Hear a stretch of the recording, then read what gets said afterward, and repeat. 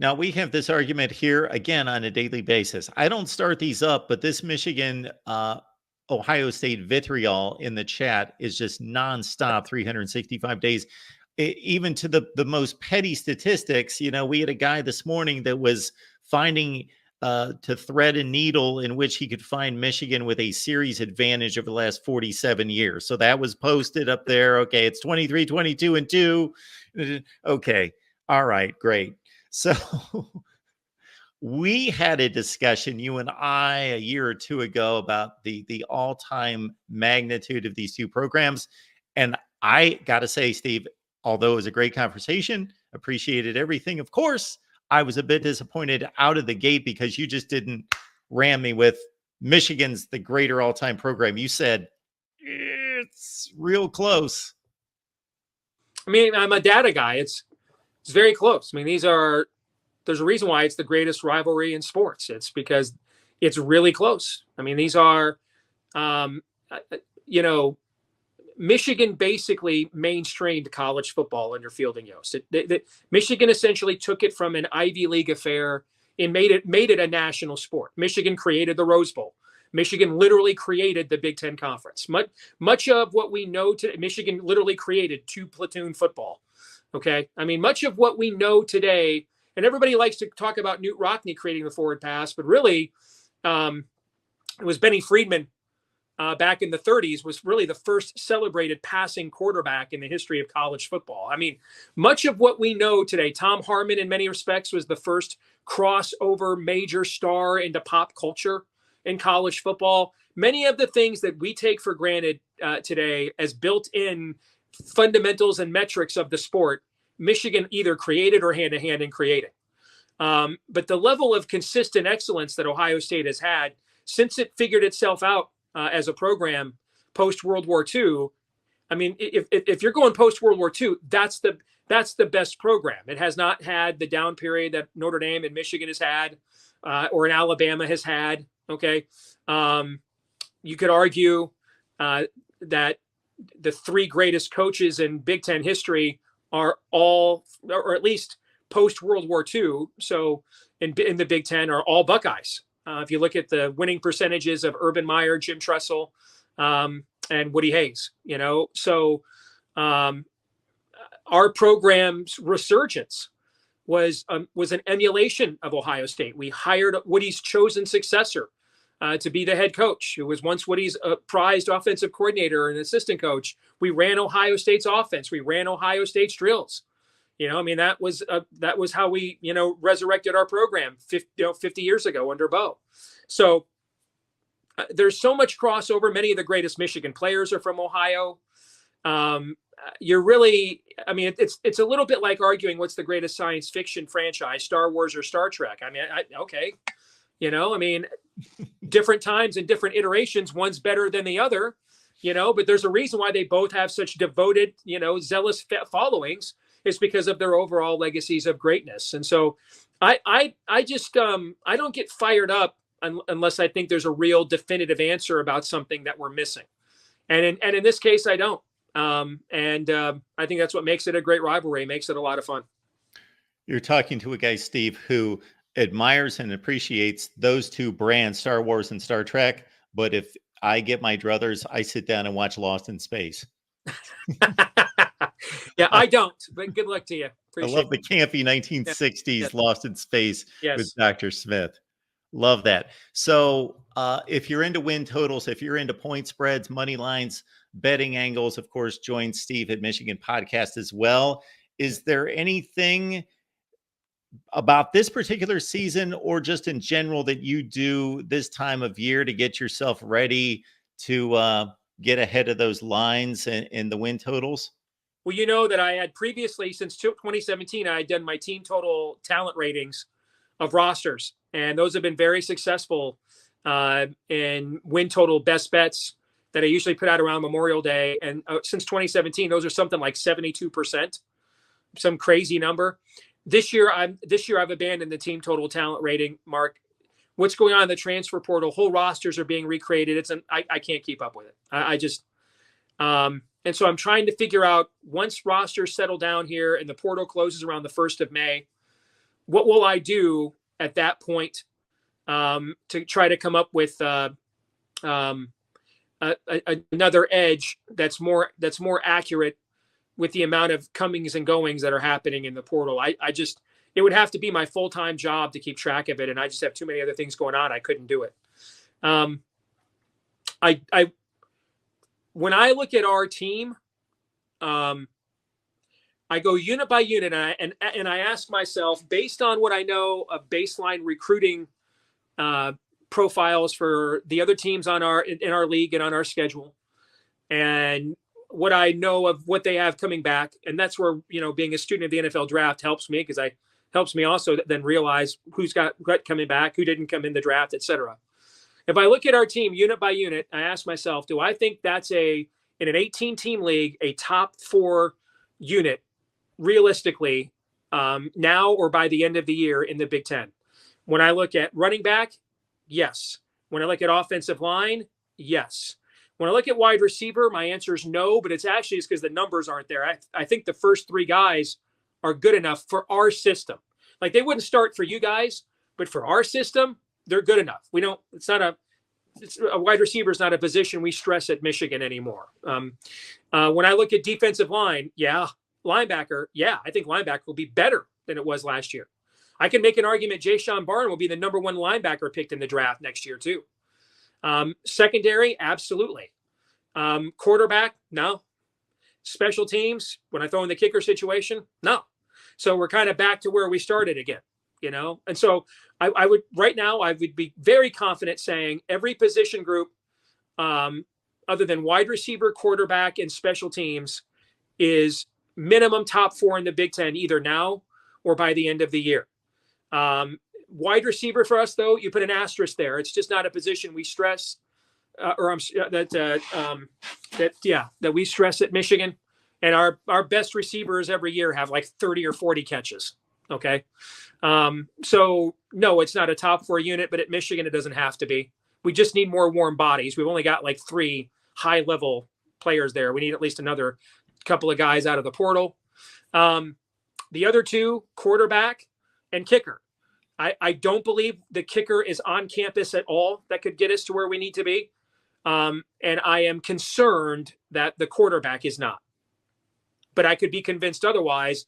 I just don't have that evidence, has not presented itself yet. It would have to be evidence that occurs later in the summer.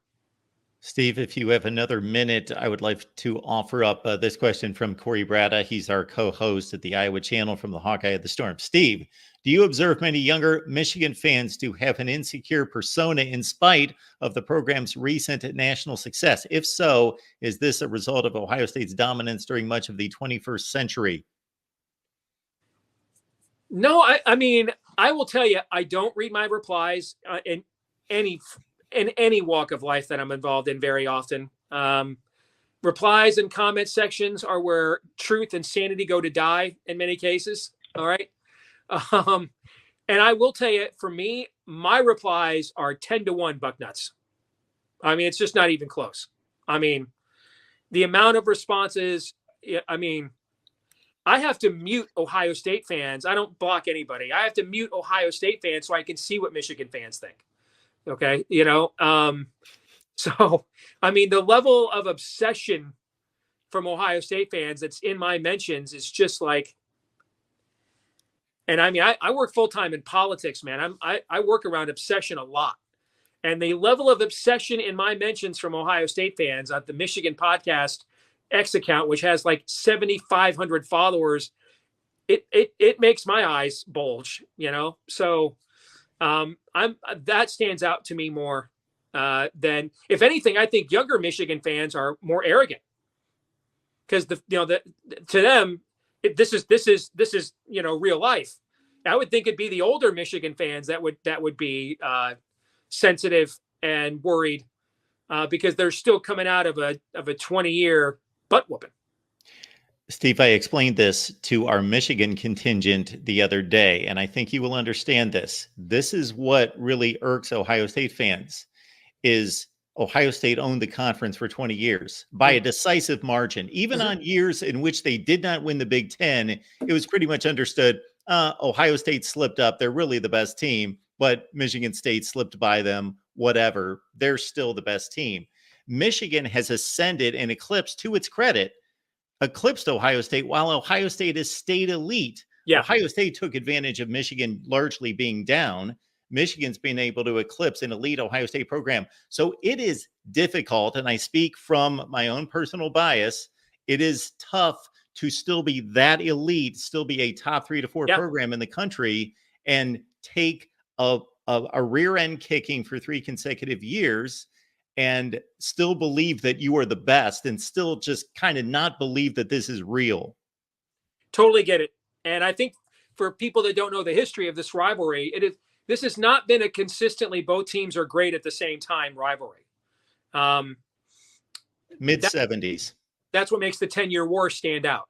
That both teams were at their, well, until the last 3 years, Woody Hayes didn't score an offensive touchdown against Michigan his last 3 years of the rivalry.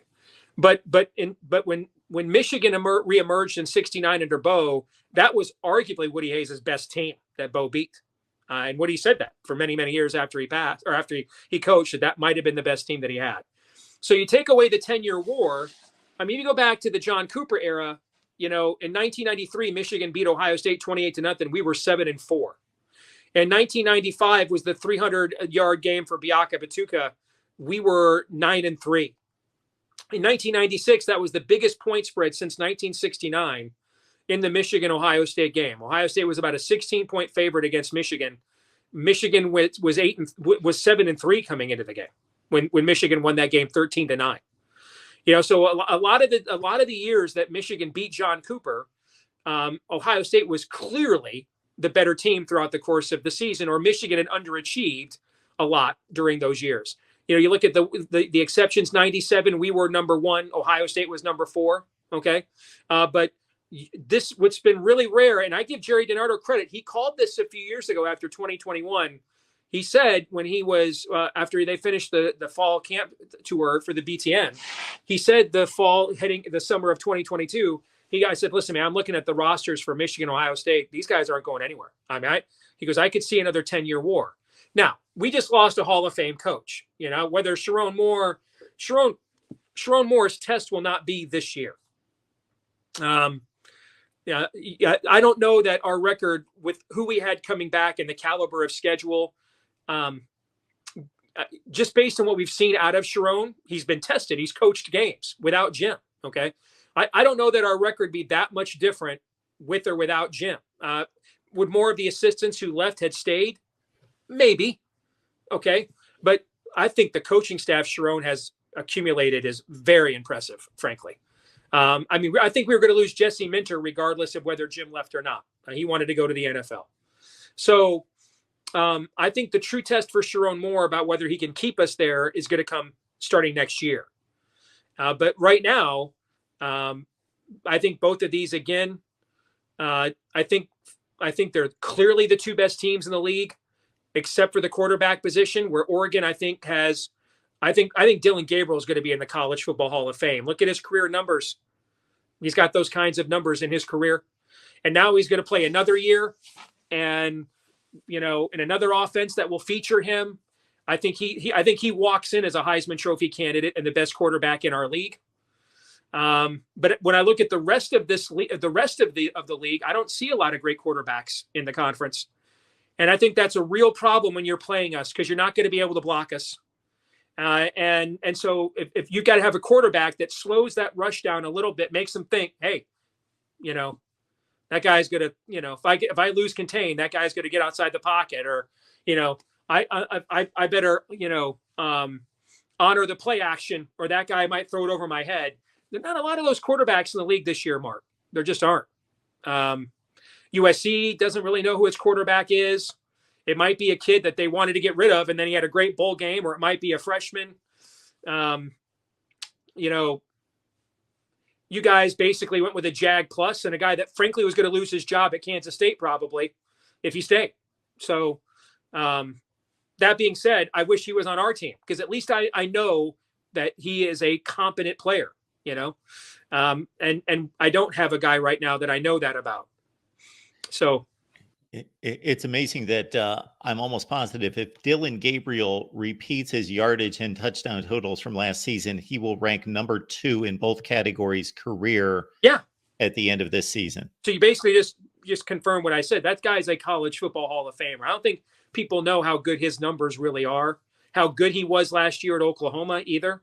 I mean, You know what the caveat though is, Steve? You have to be, I'm sorry to interrupt, you have to be a first team All-American at least once to be eligible for the College Football Hall of Fame. I can't think Dylan Gabriel's been that. No. That's where they need to But if amend that ridiculous system. If he does match if he gets to those numbers though, and does it in our league, I mean, look at there's a reason why all these NFL teams right now are crawling over broken glass to trade up to get JJ McCarthy, who most people's big boards have anywhere from 16th to 23rd, and they want to draft him in the top 5. You know why? They looked at next year's quarterback crop in the NFL coming out, and they're like, got to get this guy now.